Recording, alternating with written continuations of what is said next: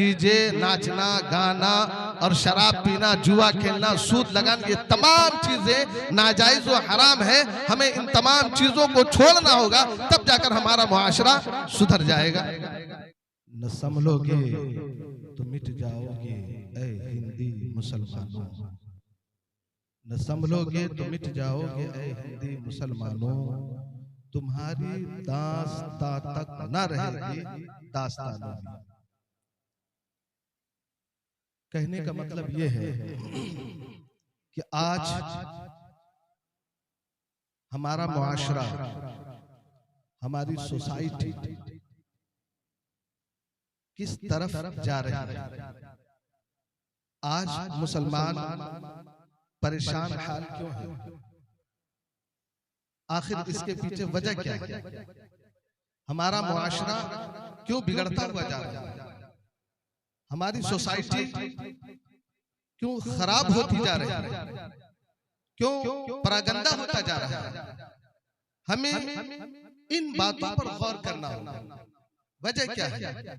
आज मुसलमान परेशान हाल है। कभी उनके मकानों को गिराया जा रहा है, कभी उनके दुकानों को ढाया जा रहा है, कभी मुसलमानों पर जुल्म किया जा रहा है, अत्याचार किया जा रहा है। आखिर वजह क्या है? अल्लाह रब्बुल इज्जत कुरान मजीद में इरशाद फरमाता है, ज़हरल फसादु फिल बर्रि वल बहर, खुशकी और तरी में फसाद बर्पा होगा। क्यों? बिमा कसबत ऐदिन नास, यानी तुम्हारे हाथों ने जो कमाए। हमारे हाथों ने क्या कमाए? इसका मतलब ये हुआ कि हम जो जिंदगी गुजार रहे हैं, अल्लाह रब्बुल इज्जत ने जिस तरह से उसके प्यारे रसूल सल्लल्लाहु अलैहि वसल्लम ने जिस तरह से हमें जिंदगी गुजारने के लिए बताया, हम उस तरह से अपनी जिंदगी को नहीं गुजार रहे। और यही पैगाम हमें गौसे आजम ने भी दिया है, सहाबा से भी हमें यही पैगाम मिला है, औलिया किराम बुजुर्गान दीन से भी हमें यही पैगाम मिला है। और सरजमीन भद्रक में बिलखुसूस हमारे मामा जान और बाबा जान ने भी यही पैगाम दिया है कि अल्लाह और उसके रसूल सल्लल्लाहु अलैहि वसल्लम ने जिस तरह से जिंदगी गुजारने के लिए बताया है, उसी तरह से अपनी जिंदगी को गुजारो।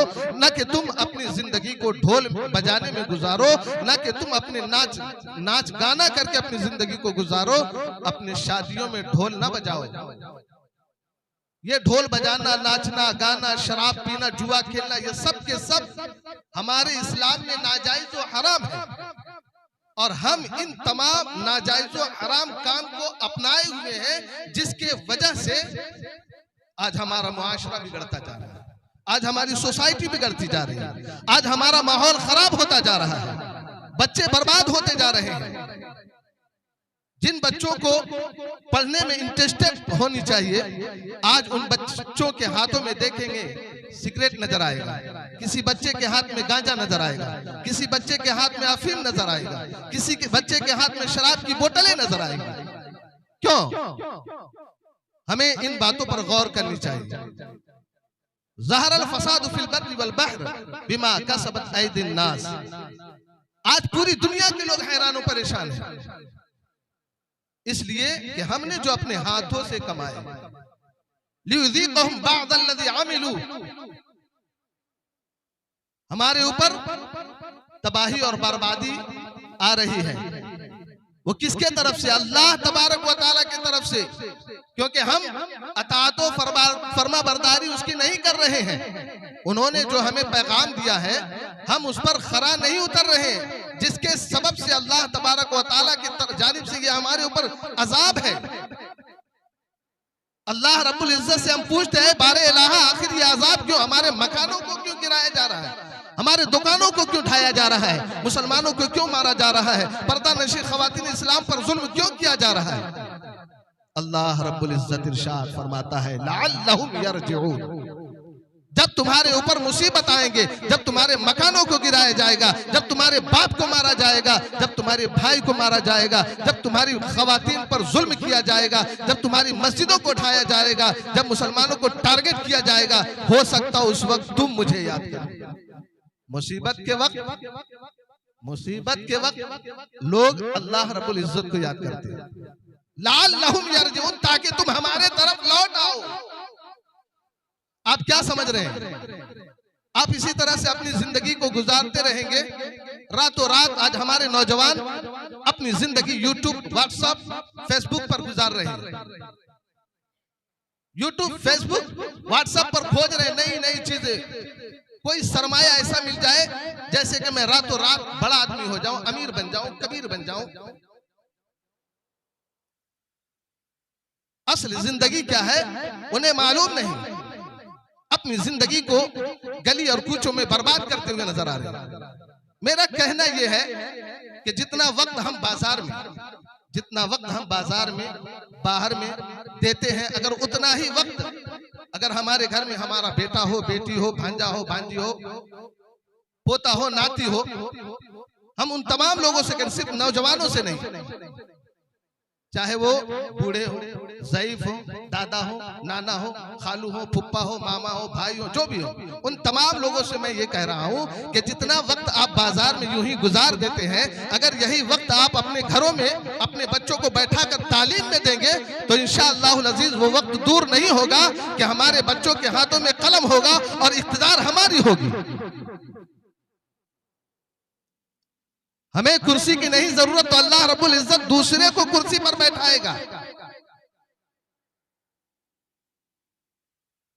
अगर इख्तिदार चाहिए तो इल्म हासिल करें,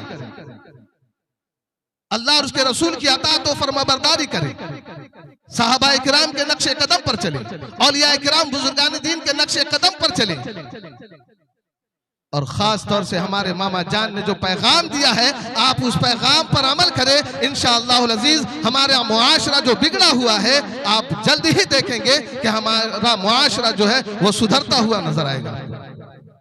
हर फर्द यहाँ पर इल्म दीन हासिल करते हुए नजर आएंगे, डिग्रियां हासिल करते हुए नजर आएंगे।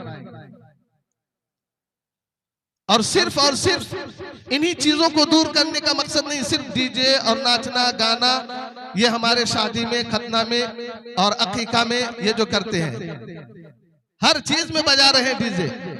सिर्फ एक चीज रह गया है कि अगर किसी के बाप माँ का इंतकाल हो जाए तो उसमें भी डीजे बजाए, जैसा कि हमारे हाफिज असलम साहब हमेशा बताते हैं कि आप तो सब चीज में डीजे बजा रहे हैं, शादी में बजा रहे हैं, अकीका में बजा रहे हैं, बच्चे का खतना कर रहे हैं उसमें बजा रहे हैं, तो फिर बाप माँ का इंतकाल हो जाता है उसमें भी डीजे बजा कर ले जाए, उसमें क्यों आपको परेशानी हो रही है? जुलूसे मोहम्मदी में आप डीजे बजा रहे हैं, नाच रहे हैं, कूद रहे हैं, गाना लगा रहे हैं, डायलॉग लगा रहे हैं,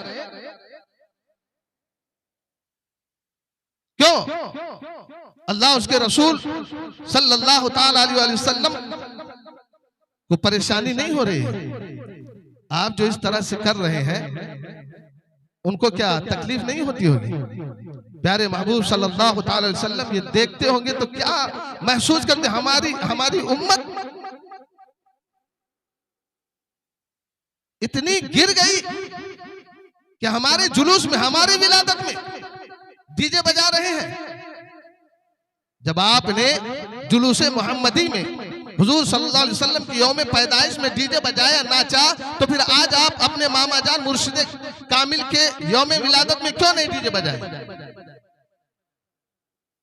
इसलिए नहीं बजाए कि ये नाजायज और हराम है, ये नाजायज और हराम है। डीजे बजाना नाजायज और हराम है तो प्यारे आका सल्लल्लाहु अलैहि वसल्लम के जुलूसे मोहम्मदी में और मुहर्रमुल हराम के महीने में क्या जायज हो गया? इस्लाम में जो है डीजे, नाचना, गाना और शराब पीना, जुआ खेलना, सूद लगाना, ये तमाम चीजें नाजायज और हराम है। हमें इन तमाम चीजों को छोड़ना होगा, तब जाकर हमारा मुआशरा सुधर जाएगा। और तो और शादी के मौके पर बहुत सारे खुराफात, शादी से 2 दिन पहले लगन का प्रोग्राम, इसे भी मिटाना होगा, इसे भी खत्म करना होगा हमें और आपको। किसे खत्म करना होगा? हम और आप अगर कोशिश करेंगे तो ये रस्म और रिवाज भी खत्म हो जाएगा। ये इस्लाम में नहीं है लगन। और शादी के बाद जो चौठी करते हैं, 100 आदमी जाएंगे, लड़की वालों पर जुल्म। लगन में 200 आदमी जाएंगे, ये लड़की वालों पर जुल्म हो रहा है। हमें इन तमाम बातों पर गौर करना होगा और गौर करने के बाद हमें इन तमाम बुराइयों को अपने मुआशरे से दूर करने की कोशिश करनी होगी। दुआ है रब्बे कदीर बतौफील बशीर नज़ीर से हम तमाम मुसलमानों को सुनने से ज्यादा अमल करने की तौफीक और रफ़ीक अता फरमाए। अस्सलामु अलैकुम।